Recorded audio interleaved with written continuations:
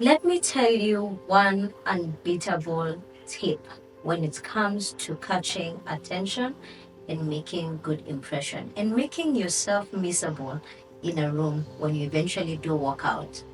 Hi, my name is Wati. This is the Hissy segment of the Seasoned Youth Podcast. So it's so easy for us to imagine that good impression only counts when it comes to how you look and how you carry yourself around in a room full of people. But guess what? That is not all that it takes. It's so easy to forget what someone was wearing, but people will not forget how you made them feel. Now, pull a seat and sit down. Let me educate you, honey. As a young people, if there is one thing that you need to take keen interest in, is being noticeable. And wait, not noticeable in the negative way, not noticeable just to satisfy your ego, but if you are to get yourself more out here and get your services and the things that you do out here, you have to make yourself or those services or what you offer be noticeable. And what's the point? And what's the starting point? The starting point is making yourself as the vessel that represents that thing that you want to sell to be noticeable. Now, wearing good clothes and good grooming and looking nice and carrying yourself with confidence in front of people is an important step. But there is something that is deeper than that.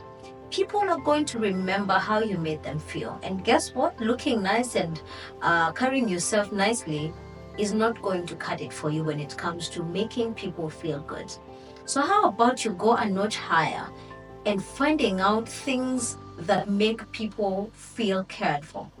For instance, in a room full of people, it would be very helpful if you notice that someone is looking or exhibiting tendencies of someone who is overwhelmed or unwell. Believe you me, if you go on ahead and ask them, are you okay? Because I can see in your eyes you look tired. They are probably going to remember that more than if you just walked in looking nice, smiled at them and sat next to them. You see? So meaningful connections and being miserable, noticeable, and rememberable when people are no longer in your presence takes more than just looking nice. It takes some bit of intentionality and care.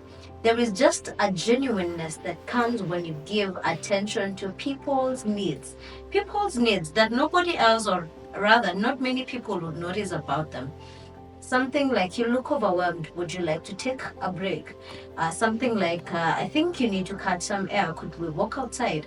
Or something as simple as just sending a text and saying, just checking in on you.